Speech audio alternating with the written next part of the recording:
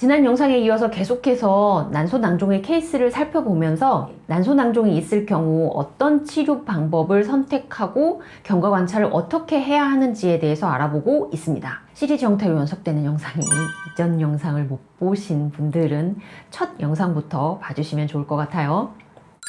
이분은 20대의 난소낭종 수술의 기왕력이 있는 분입니다. 이전에 긍정적인 결과를 보이는 두 케이스와는 달리 정반대의 결과를 보인 분인데요. 2년 전 낭종 제거술을 했고 6개월 전까지 재발이 없다고 확인을 했으나 2달 전에 검사에서 5cm의 혹이 있다고 얘기를 들었고 며칠 전 6cm대로 커지고 있는 상태로 내원을 했습니다. 낭종 제거술의 기왕력이 있는 데다 4개월 사이에 5cm대의 혹이 발생하고 2개월이 채 안 되어 1cm 넘게 커지고 있는 상황이라 상당히 빠른 성장폭이었습니다. 그와 함께 보이는 증상이 불규칙적인 하혈과 통증이 동반되어서 수술과 조직검사가 필요해 보였습니다만 본인은 이미 한 차례 수술을 했고 재발을 한 상황이라 재수술을 피할 수 있는 방법이 있을지 고민하면서 내원을 했습니다.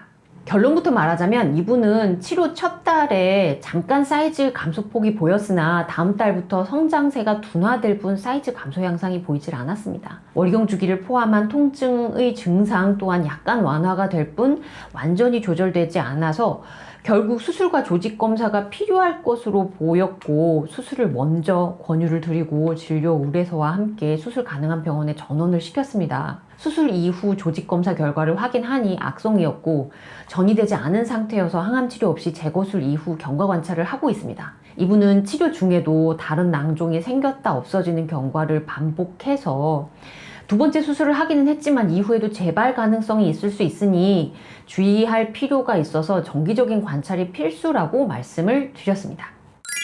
연속해서 보여드린 3가지 케이스만으로 난소낭종의 치료를 요약할 수는 없습니다.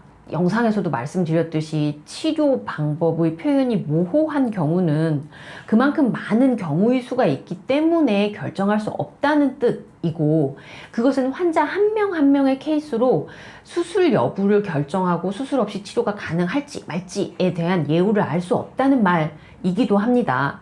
1, 2번의 케이스는 상당히 큰 사이즈였음에도 불구하고 수술 없이 경과를 지켜보고 있는 분이고 세 번째 케이스는 상대적으로 작은 사이즈였지만 수술을 먼저 권유하고 결과 또한 좋지 않아 수술 이후에도 지속적으로 경과를 지켜봐야 하는 경우입니다. 이 케이스들로 미루어 보면 과연 난소낭종의 사이즈로 수술 여부를 결정할 수 있을까요? 절대 아니겠죠. 그래서 결국 난소낭종이 지속될 경우 크기, 형태, 악성의 가능성, 임상 양상을 종합하여 수술 여부를 결정한다 라고 말하는 것이고 수술이라는 것이 치료의 끝이 아니라 예후를 어떻게 지켜봐야 할지 판단하는 하나의 수단이라는 것입니다. 영상의 마지막이지만 궁극적인 질문을 한번 해볼까요? 난소낭종의 수술은 왜 고민할까요? 첫째, 수술은 안 하는 게 좋으니까? 네, 맞습니다. 수술 과정이라는 게 번거롭기도 하고 환자 입장에서는 상당히 부담스러운 과정인 것은 맞습니다. 하지만 단순히 그 과정이 번거로움이나 수술의 부작용 때문일까요? 수술 과정에서 발생하는 난소의 실질 조직의 손상, 즉 수술로 인해서 발생할 수 있는 난소 기능의 저하의 문제는 잘 회복되지 않기 때문입니다. 현재 난임으로 치료받는 분들 중 난소 수술의 기왕력이 있는 분들의 상당수는 수술한 난소에서는 배란 장애가 발생하거나 배란이 안 되는 경우도 많으니까요. 두 번째, 수술이 치료의 끝이 맞나? 네, 그렇습니다. 현재 있는 낭종을 제거한다고 해서 다시 발생하지 않으리란 보장이 있다면 한두 번의 수술은 얼마든지 할 수 있을지도 모릅니다. 하지만 재발의 가능성이 있고 지금 떼어내는 수술이 마지막이 아닐 수 있다고 한다면 현재 낭종을 떼어내지 않고 위험성을 낮출 수 있는 방법이 없을까를 고민하기 때문입니다. 이런 질문이 수술이 나쁘다라고 말하는 게 아니라는 건 이제 아시겠죠? 필요한 수술은 꼭 해야 합니다. 필요하다고 판단되면 먼저 권유를 하는 이유이기도 합니다.